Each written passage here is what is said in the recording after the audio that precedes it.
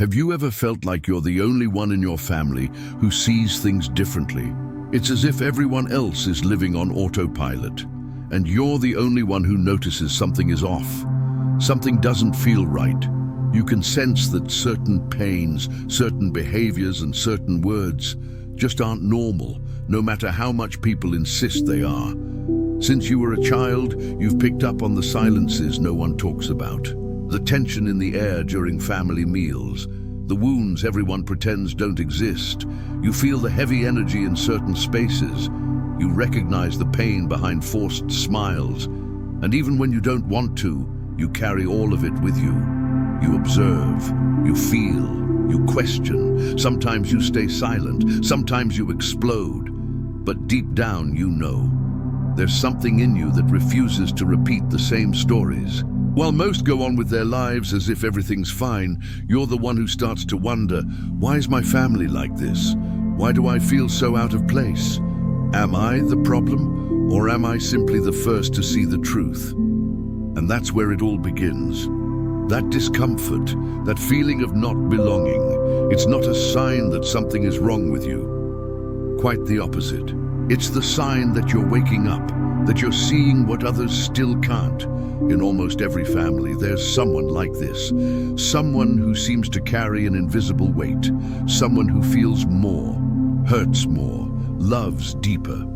And that person is almost always seen as too sensitive, too intense, or too emotional. But what no one understands is that the sensitive one is actually the strongest of all. Because they're the one who holds it all together. They're the one who notices the patterns repeating through generations. They're the one who feels the unresolved pain of parents, grandparents, even of ancestors they never met. It's like everything ends up landing on them, but why? Because someone has to wake up. Someone has to break the cycle. Someone has to have the courage to look at everything with open eyes and say, this is not love. And that someone is the chosen one, not because they're better, not because they're superior, but because, for some higher reason, they were the one with the sensitivity to see. Their soul came here with that calling, and no matter how much they try to run, to hide, or to fit in, that calling always comes back. The chosen one is the one who sees the hidden pain behind appearances, feels empty even when everything seems fine, and begins to seek deeper meaning beyond the material world. That's when everything changes. While you start awakening, those around you stay trapped in the same patterns, making you feel out of place, even within your own family. Conversations feel harder, old advice feels outdated, and you begin to wonder, have I changed too much, or am I finally seeing the truth? It's a lonely journey. Instead of support, you face criticism, judgment, and silence. You're surrounded by people but feel like you don't belong, as if you were born into a family that doesn't speak your language. That's what it feels like to be chosen. Being the first to awaken means walking a path no one ever taught you. There's no manual, no map, no one to hold your hand. All you have is your intuition and a courage you didn't even know existed inside you. And that courage is tested constantly because you begin to break away from things everyone else considers normal. You stop accepting yelling, sarcasm, offensive jokes, and manipulation disguised as care.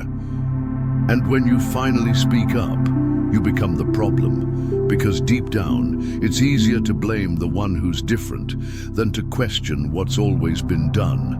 You start saying no to things you used to silently accept.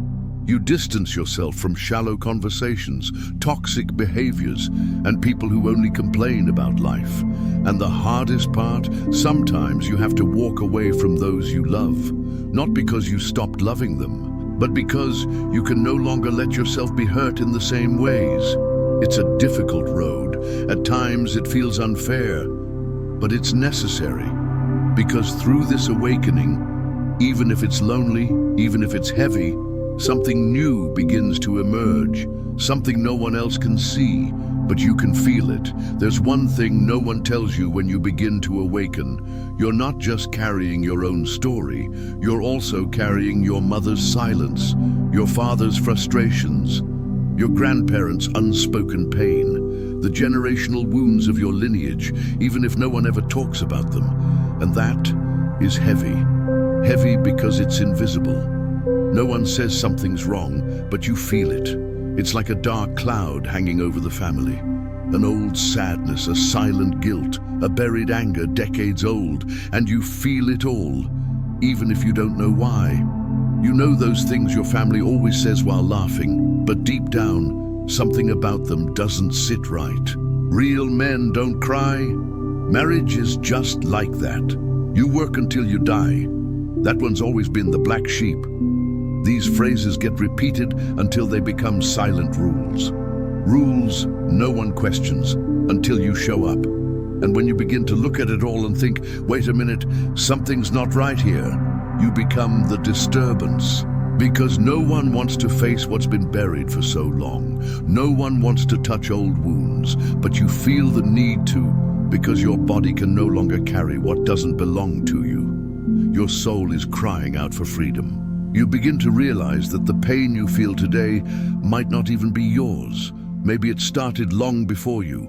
Maybe you're carrying the fear your grandmother never had the courage to speak. Maybe you're unconsciously repeating your father's patterns. Maybe your anxiety is the echo of generations that were never allowed to express themselves.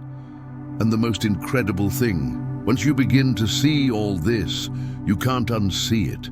It's like opening a door and discovering that your home is filled with old boxes, locked, dusty, and full of secrets. You didn't put those boxes there, but now they're right in your path, and ignoring them is no longer an option. So you take a deep breath and begin opening them one by one. And with every box you open, no matter how painful, you find a key that frees you, a key that transforms, that clears, that heals. Little by little, you begin to understand. The mission of the chosen one is not just to evolve.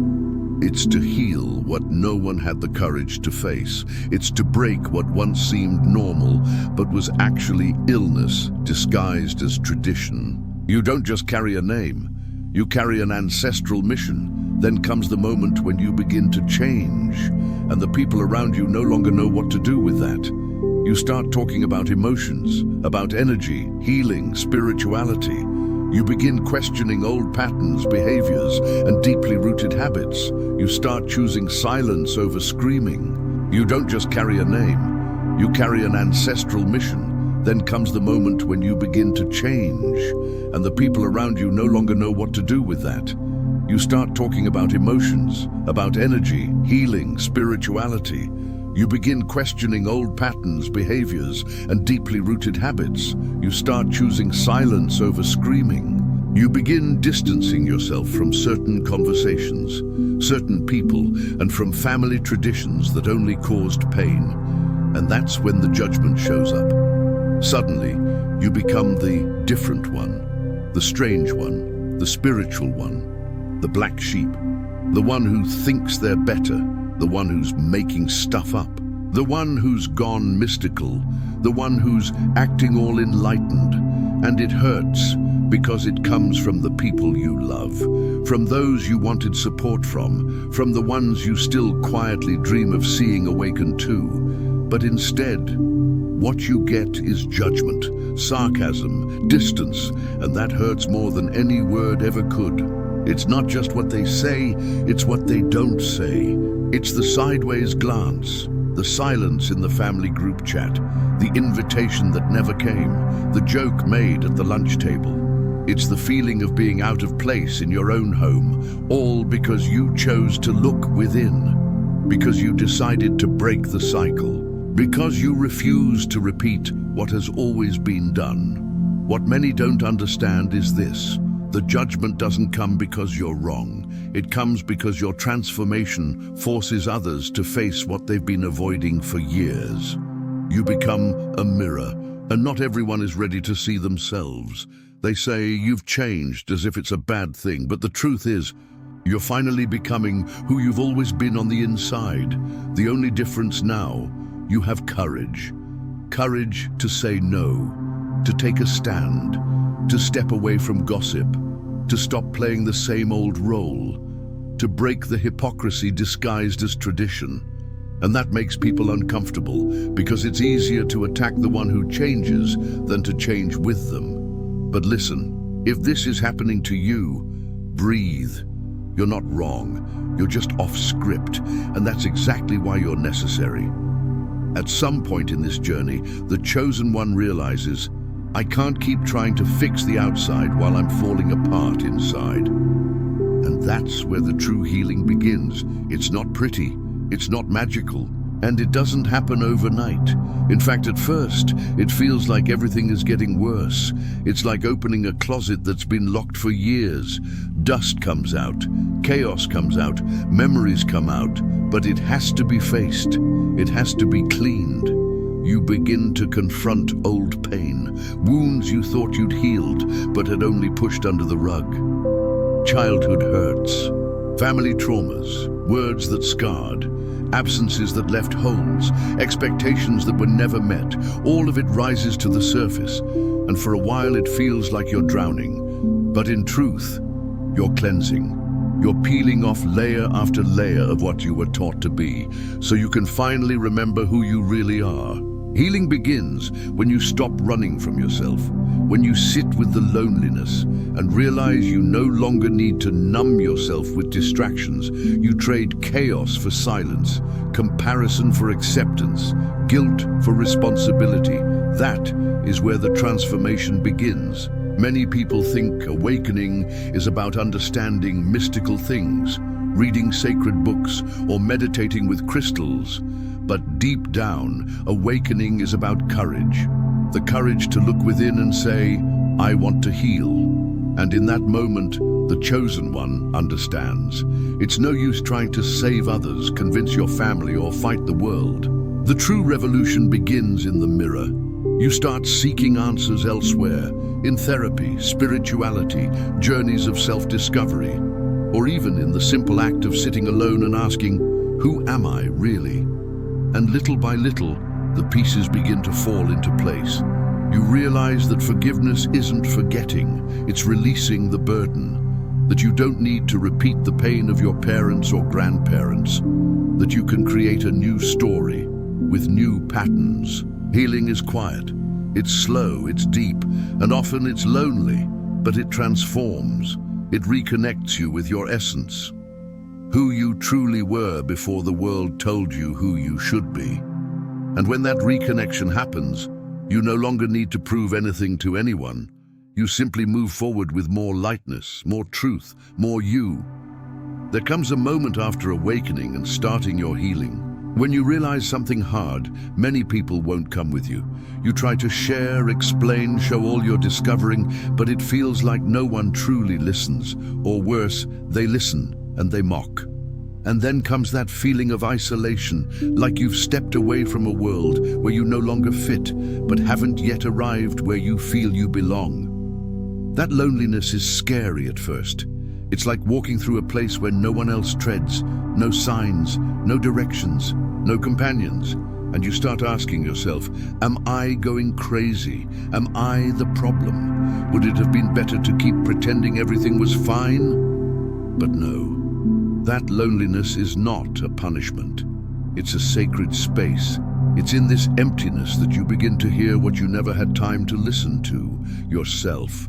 You start to realize life was always trying to show you things, but the noise around you was too loud. Now in the silence, everything begins to make sense. And it's in this silence that you find your strength, because when no one understands you, you understand yourself. When no one supports you, you support yourself. And when no one walks with you, you learn to trust your own steps. Loneliness teaches you to be enough for yourself, to discover that your own company can be a safe place, that being alone doesn't mean being empty, it means being whole. You begin to realize that the emptiness you felt before was not from the absence of others, but from the absence of you within yourself.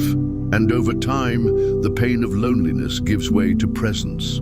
Presence of spirit, presence of soul, presence in the now. You stop seeking distraction and start seeking direction. It's in this process that you grow stronger, not because everything is fixed, but because you now know you can get through anything, including absence, including not belonging, including the days when everything feels too quiet.